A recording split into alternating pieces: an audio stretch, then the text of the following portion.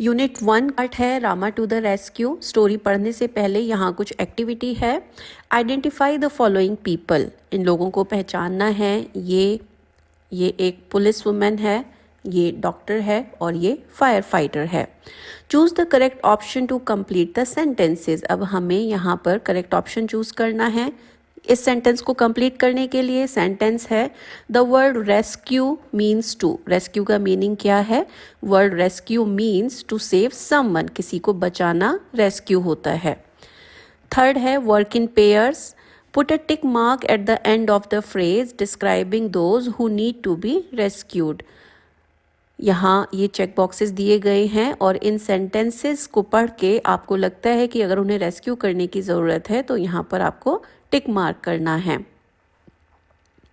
A man stuck in a building on fire, तो क्या उसे रेस्क्यू करने की ज़रूरत है? यस।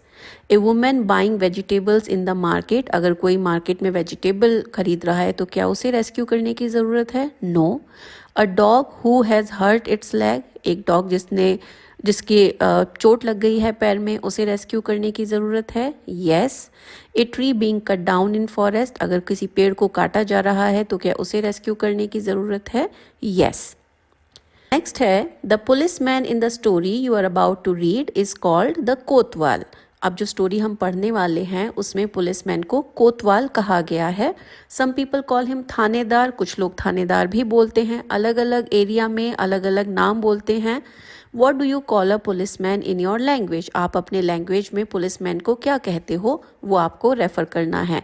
तो कहीं पर थानेदार साहब, कहीं पर दरोगा जी, कहीं पर इंस्पेक्टर साहब, इस तरह से पुलिस को रेफर किया जाता है।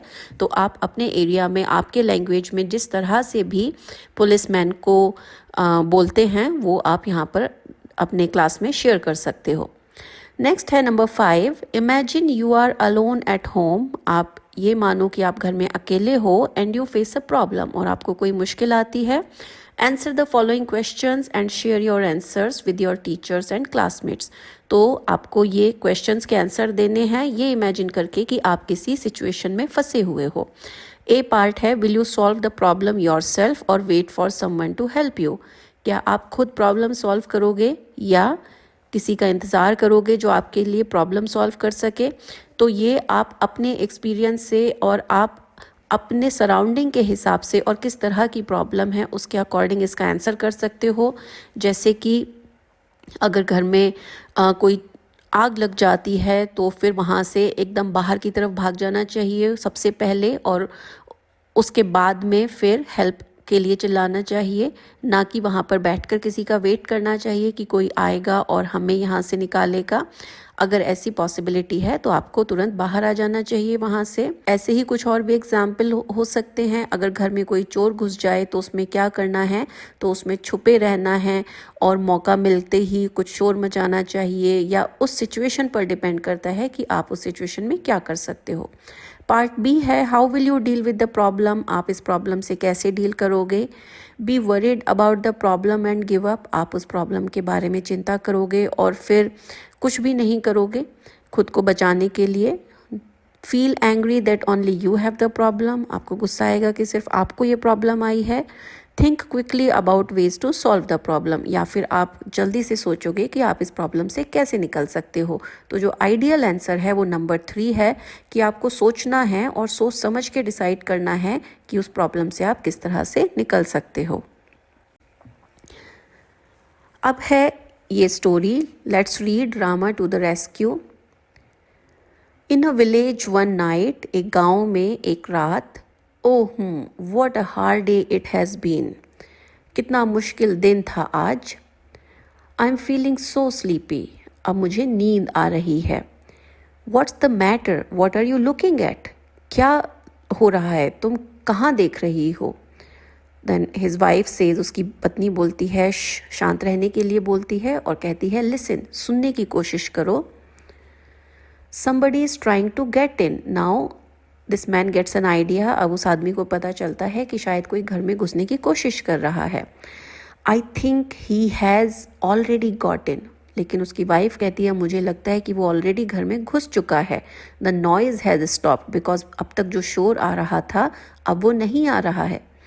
Now the husband says, husband कहता है लाई डाउन, लेट जाओ, डोंट लुक, देखो भी मत उस तरफ। इट्स ए थीफ, ये एक चोर है। He must have somehow got past Rama, वो किसी तरह से रामा से बच के निकल गया होगा। अब रामा कौन है? रामा वॉज द विलेज कोतवाल, रामा उस गांव में पुलिस वाला है। अब आपने इतनी स्टोरी पढ़ी, अब उसके बेस पर आपसे क्वेश्चन पूछा गया है, circle the odd one.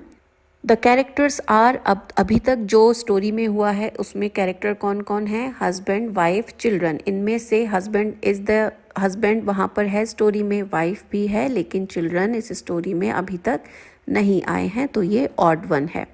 Who entered the house, घर में कौन घुस आया है? गेस्ट, तो गेस्ट तो नहीं आया है। रॉबर, यस रॉबर आया है, कोतवाल भी नहीं आया है। आगे बढ़ते हैं स्टोरी में। व्हाट शुड वी डू, अब पत्नी ने पूछा हमें क्या करना चाहिए? आई टेल यू, लिसन, मैं तुम्हें बताता हूँ, सुनो। मीनवाइल, इसी बीच में क्या हो रहा है? वॉइसेस, आवाज़ें आ रही हैं। जो थीफ है वो सोच रहा है कि आवाज़ें आ रही हैं, दे आर अवेक, इसका मतलब वो लोग जागे हुए हैं। I have to wait till they fall asleep, मुझे वेट करना होगा जब तक ये लोग सो जाएं।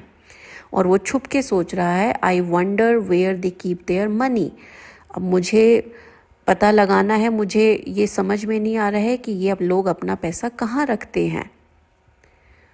Now thief is again thinking, अब ये सोच ही रहा है यहाँ पर। दे आर सेइंग समथिंग, ये लोग कुछ कह रहे हैं। Perhaps they are talking about their money, शायद ये लोग अपने पैसे के बारे में बात कर रहे हैं। I would better listen closely, मैं बहुत ध्यान से सुनूंगा। और यहाँ पर क्या बात चल रही है? What should we name our child, हमें बच्चे का क्या नाम रखना चाहिए? पत्नी ने पूछा तो हस्बैंड ने कहा if he is a boy will call him Rama, अगर वो एक लड़का हुआ तो हम उसे रामा बोलेंगे। अब वाइफ ने कहा रामा, यस, हाँ दैट्स अ गुड नेम, ये तो अच्छा नाम है। और इधर हस्बैंड वाइफ दोनों बात कर रहे हैं। When he is in the house I will call out softly to him, जब वो घर में होगा तो मैं उसे धीरे से बुलाऊंगा, रामा रामा, उसका नाम लिख करके रामा रामा। अब आगे डिस्कशन है कि राइट वेदर ट्रू और फॉल्स, आप यहाँ पर लिखो कि ट्रू है या फॉल्स है। The man tells his plan to his wife, उस आदमी ने अपना प्लान अपनी वाइफ को बताया है, तो हाँ उसने बताया है, उसने बोला था कि तुम चुप रहो और मेरी बात सुनो, तो वहाँ पर उसने अपना प्लान शेयर किया है। नेक्स्ट है the thief wants to know where they kept their jewels. अब आगे बात करते हैं, but what if he is in the yard, लेकिन अगर वो आंगन में होगा तो? हस्बैंड ने पूछा, तो वाइफ ने कहा then I will call out a little louder, तो मैं थोड़ा ज़ोर से बोलूँगी रामा रामा।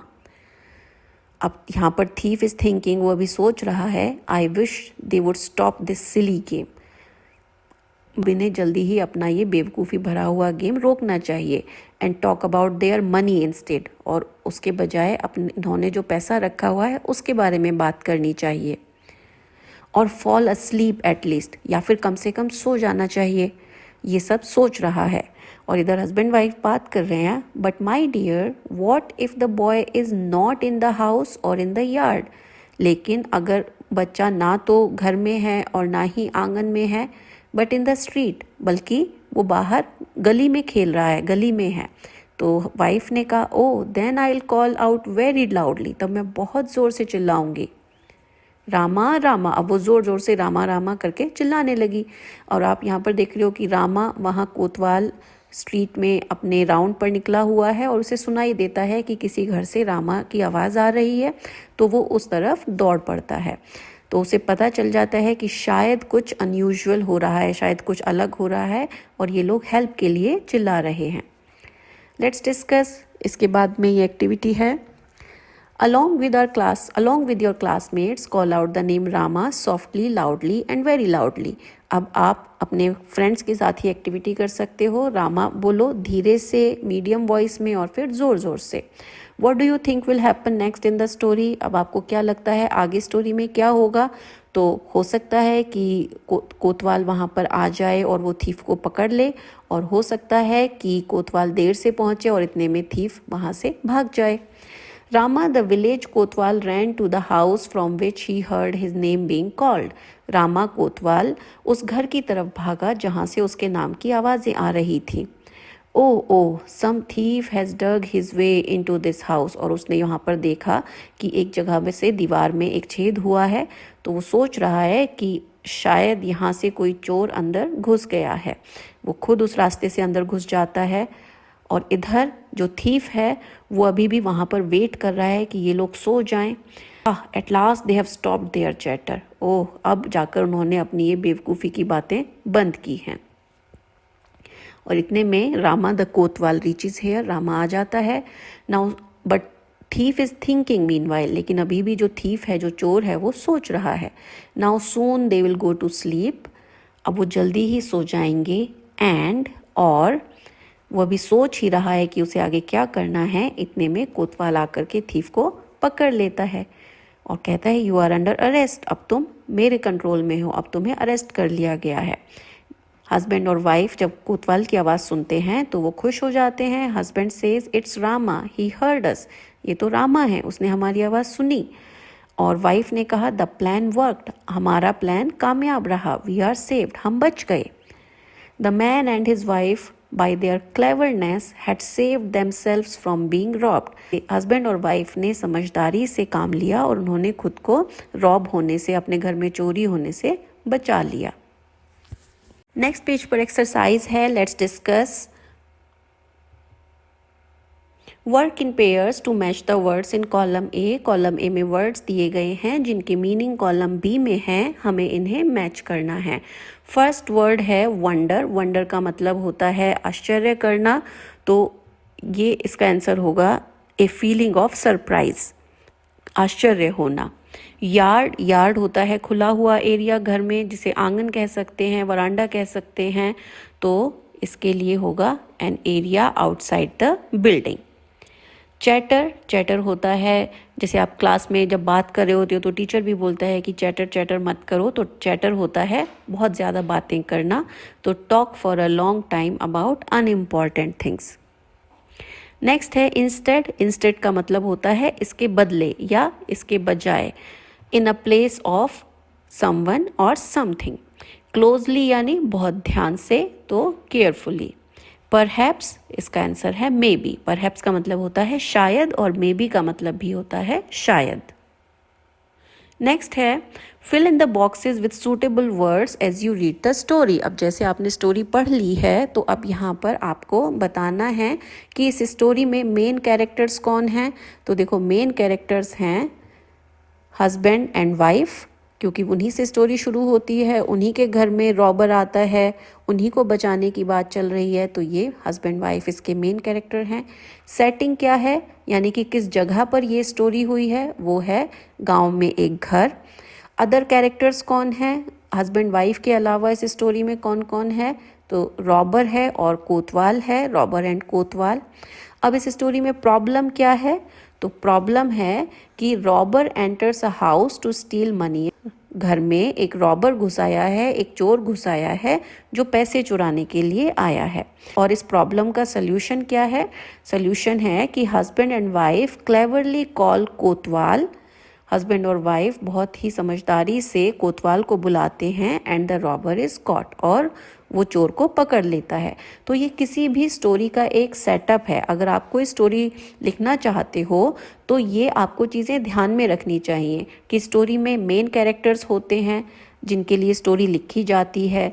फिर स्टोरी में एक सेटअप होता है, या ये स्टोरी कहाँ पर हुई है, किस जगह पर हुई है, उस जगह पर सेटिंग कैसी है, जंगल है, गाँव है, शहर है. अदर कैरेक्टर्स, तो मेन कैरेक्टर के अलावा बाकी इसमें और क्या क्या कैरेक्टर होंगे. अब हर एक स्टोरी में एक प्रॉब्लम होती है और उस प्रॉब्लम का एक सल्यूशन होता है, और सल्यूशन के बाद वो स्टोरी एंड हो जाती है. तो ये 5 मेन क्राइटेरियाज हैं कोई भी स्टोरी लिखने के लिए. आप चाहो तो इन 5 क्राइटेरियाज को यूज़ करके एक स्टोरी लिख सकते हो. नेक्स्ट है let's think and reflect. Read the following lines and then answer the questions that follow. ये हमें पढ़ना है और इसके बाद में जो क्वेश्चंस हैं उनके आंसर करने हैं. What's the matter, what are you looking at, man. Man ने अपने वाइफ से पूछा क्या बात है, तुम कहाँ देख रही हो? एंड वाइफ सेज लिसन, वो उसको चुप रहने के लिए कहती है और कहती है सुनो। तो मैन कहता है somebody is trying to get in, कोई अंदर आने की कोशिश कर रहा है। और वाइफ कहती है I think he has got in, मुझे लगता है कि वो आ गया है। The noise has stopped, because क्योंकि जो शोर आ रहा था वो अब रुक गया है। वॉट मेक्स द मैन से द फर्स्ट लाइन, अब आपको क्या लगता है कि क्या सिचुएशन रही होगी जो कि उस आदमी ने अपनी वाइफ से पूछा कि क्या हुआ, तुम कहाँ देख रही हो? तो उसने कुछ नोटिस किया होगा, उसने कुछ देखा होगा। तो इसका आंसर होगा his wife is trying to focus on some sound which he can not hear. उसने देखा कि उसकी वाइफ कुछ सुनने की कोशिश कर रही है जो उसे सुनाई नहीं दे रहा है, इसीलिए उसने पूछा, इसीलिए उसने ये फर्स्ट लाइन बोली कि what's the matter, what are you looking at, क्या है, तुम कहाँ देख रही हो? नेक्स्ट है choose the correct option. The wife says listen, उसकी पत्नी कहती है चुप रहो और सुनो। What does the word mean here, अब इसका मीनिंग है चुप रहना यानी बी साइलेंट। नेक्स्ट है how can you tell that wife was listening carefully, आप कैसे बता सकते हो कि उसकी वाइफ ध्यान से सुन रही थी? तो the wife was trying to focus, उसकी वाइफ फोकस करने की कोशिश कर रही थी, कुछ सुनने की कोशिश कर रही थी। And asked her husband to be quiet and listen, और उसने अपने हस्बैंड से कहा कि चुप रहो और सुनो। नेक्स्ट है बी पार्ट।